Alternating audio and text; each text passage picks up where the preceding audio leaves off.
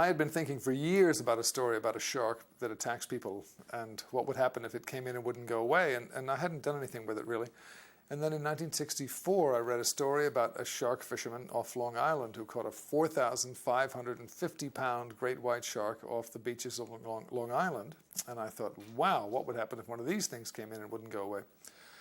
And again, I didn't do anything about it until 1970 or 71, when a publisher finally said, that's an interesting story. I'll pay you a couple of dollars if you'll put it on paper. So that's how the idea began.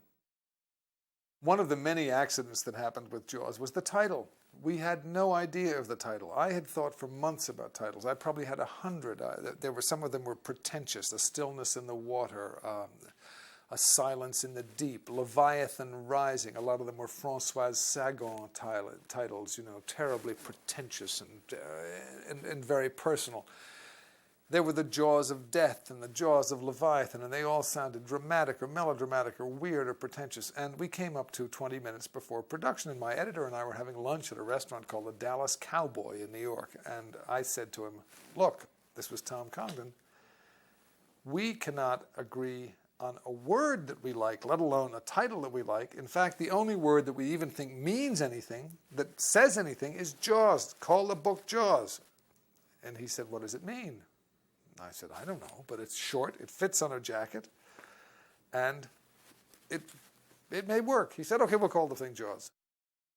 At first, nobody knew what they had here, including myself. It was a first novel. It was a first novel about a fish, and it really had no great prospects. But Tom Congdon, the editor at Doubleday, sensed that there was more here than just a first novel or a first novel about a fish.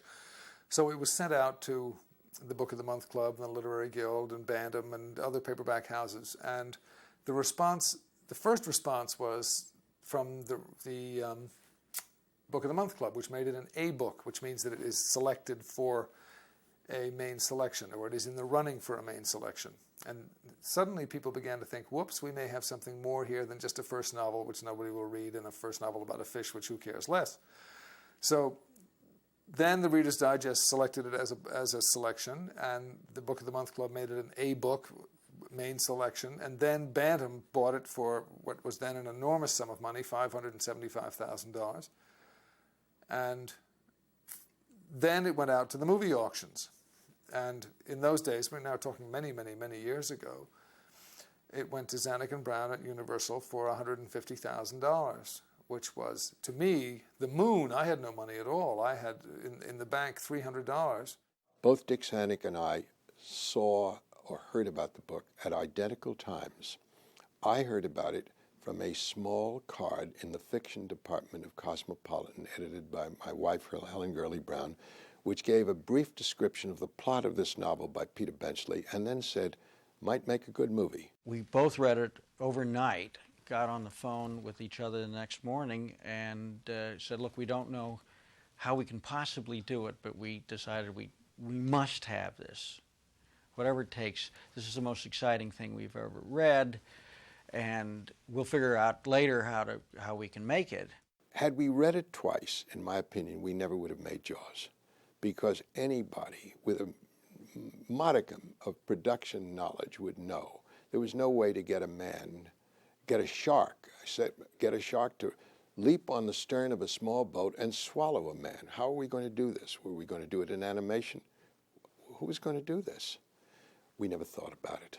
We just loved the book. We thought it would make a very good movie. And the deal was subject to a meeting with Mr. Benchley, who we'd never met before, actually.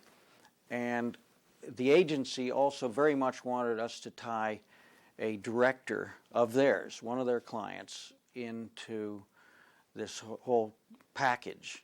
And so we had agreed to, I'm not going to mention this person's name because this is not a flattering story, but we had agreed in our anxiety to secure the rights to the book to put on this person as a director. There was a director, and I really don't remember who it was, who kept saying, I've always wanted to make a movie about a whale. and at the end of it, Zanuck said, that's the end of that. When the director who was going to direct a whale was vanquished from our sight, and here was Steven Spielberg, director, filmmaker, Sugarland Express, right within sight of us. Stephen actually, and there are many versions of this, Stephen will tell you his, probably the true one. I just remember seeing a very large, a block of pages that said Jaws on it, and I didn't know what that meant. Was it Jaws? Was it like about a dentist? Was this, was it because Jaws did not have it was not in the national consciousness at the time. It was just a word. It was kind of an unusual word, and I remember borrowing a copy to read over the weekend and discovering, with completely uninformed, not knowing, that it was a book about a great white shark, a predator, off a beach in a kind of Cape Cod-esque town. I had no idea this was about to become one of the best-selling books in the nation, and I read it, and I suddenly said to myself, "Wow, this is just like a movie I just made about a truck and a hapless driver called Duel." And of course, I'm young and I'm stupid and I'm saying, Duel, gee, that has 4 words. Duel has 4 letters and Jaws has 4 letters. And they're both about these leviathans preying upon every man, and I saw such a comparison between the Duel, which I had done previous to Sugarland Express, and Jaws, and I said to myself, this is kind of the sequel to Duel, only it's on the water. And I got very interested in it, and because coincidentally the producers of Jaws had just been my producers on my first feature, Sugarland Express, Dick Zanuck and David Brown, I asked them if this was something I could direct next. The first thing Dick Zanuck and David Brown said to me is, we want to get rid of the backstories. We want to make this an A to Z adventure story. We do not want to have any of that involvement with a romance between Hooper and Mrs. Brody. We don't want to talk about the mafia. We don't want to talk about anything like that. We want to make this a straight-line adventure story. Peter Benchley did a very good adaptation of his own novel. And then Peter kind of turned it over to me and said, here it is, and do with it what you want. And at that point, I didn't quite know what to do with it because it wasn't the movie I wanted to make next. And I quite didn't know the movie I wanted to make from the novel Jaws, except I knew about the 3rd act. I knew about the 1st act. I just didn't know about the 2nd act, which was going to be about a 60-page 2nd act.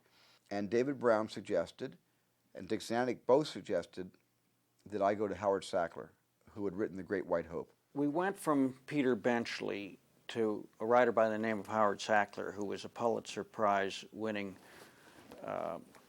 playwright who wrote The Great White Hope. And he had been working on something else for us. And he also was an expert scuba diver, and scuba dived all around the world, was very familiar, as is Benchley, by the way, great diver, very familiar with sharks and underwater activity. Howard Sackler specifically asked not to have credit. He only had a limited time to give to the film, and therefore he said, I don't want credit. But he was, I think, Spielberg would say he was very important in that terrible phrase of motion picture making. He broke the back of the story. Sackler really broke the back of the movie and got me to say, yes, I'll make this movie next. I'm committing. And then came something that has not been recorded in the history of Jaws. The Screen Actors Guild contract was about to expire at the end of June of that year. It could have been 1973, perhaps, whenever the year was. And the studio decreed that no movie would be started that could not be finished by June 30th of that year, because they didn't want to be struck. That is, that photography was completed. Steven Spielberg, Richard Zanuck, and I met at the Bel Air Hotel, and Steven said, I don't have a script yet. You're asking me to start this movie in April, whenever it was. I don't know, maybe this was February. He said, I don't have a script. And I said, who can we get? He said, there's a man named Carl Gottlieb. I'm thinking about him in the movie. I was hired first as an actor because if I was going to be on the set, I could at least help in the improvisations and the crowd scenes and finding stuff to do in the moment, which had been my job on stage at the committee as an improviser. And in fact, some of the best lines in the film are improvised by the actors, based on their characters in the script. When you do a straight-line adventure film like Jaws, anything that doesn't contribute to the suspense or the humanity or the horror has to go. I said that we have a chance to make a movie that's going to do for the ocean what the shower scene did to Psycho in terms of affecting a generation with kind of a fear of the water. And to this day, when people come up to me and learn that I've worked on the screenplay of Jaws and talk to me about it, inevitably the first thing they say is, that whole summer I didn't go swimming, or I've been afraid of the water ever since that movie, or I'm always thinking of sharks when I go swimming. In Hawaii, I don't go swimming at all. I hear that to this day. So surprisingly enough, that was my first reaction to the script and the story, and it's the thing that appears to have carried through and is one of the overwhelming impressions that we made. It's become popular culture. I wanted to introduce Quint not in his boat laughing at all the yahoos on shore, and that one little visual where the orca goes by with Quint laughing and chuckling at the tiger shark that obviously isn't the predator that's been killing all the people in the vicinity. I had this other thing that I'd written in my script, because as you recall, I wrote an entire script of Jaws after Benchley and before Sackler, and this was one of the scenes that I had written, that Robert Shaw, or that Quint, is in a movie theater watching Moby Dick on the island of Amity at the local movie house, and he's laughing all the way through it. He can't stop laughing. It's so silly, the mechanical white whale, Ahab with his big harpoon, stabbing the whale as he's lashed to the belly, and the whale sounding and coming up again, and he's still, this little mechanical figure is, still sticking the little mechanical harpoon in the whale. And I just had Quint laughing hysterically, laughing so hard and so sort of maliciously that people get up and start leaving the theater until he's all alone in the theater, and his laughter can be heard right down the street. And that was in my script.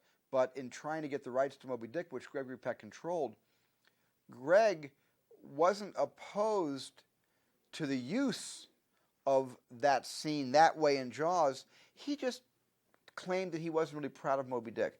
It was not the proudest moment, in his body of work, and just didn't really want us to either make fun of it or just include it at all in the movie, so we could never get the rights to use Moby Dick. I had this idea that there's a harbor master, and he's in his little shack, and there's all these sailboats. It's night, and there's about 20 sailboats with just their masts sticking up. One mast starts to go like this, and then the ship next to it, that mast goes like this, and then the third mast goes like this, and the fourth, until all of a sudden you see in sequential order, something is traveling beneath the keels. As the harbor master goes down to clean out his coffee pot in the harbor, and as he gets down there to clean out his coffee pot, he, of course, is taken by the shark. And that was a scene that was in my original script. In its place, I wrote this other scene, which was also in my original script, that slid over to this one, which is the pier. The two fishermen who take the Sunday pot roast and a huge chain and a large Texas Chainsaw Massacre-style hook and toss it into the current, and the tide takes it out, and of course the shark takes the bait, and the pier comes right off. The guy comes off the pier. The reason I wanted the scene in the movie was for one shot. Not seeing the shark was important to me because it was scarier, in my opinion, seeing the pier going off, stopping, and turning, and the pier itself coming back for the swimmer.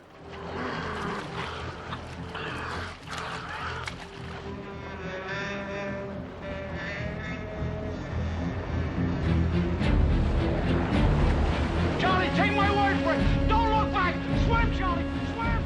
I've heard that Stephen wanted to have the old couple from Sugarland Express, whose car was stolen, turn up in their car in Amity.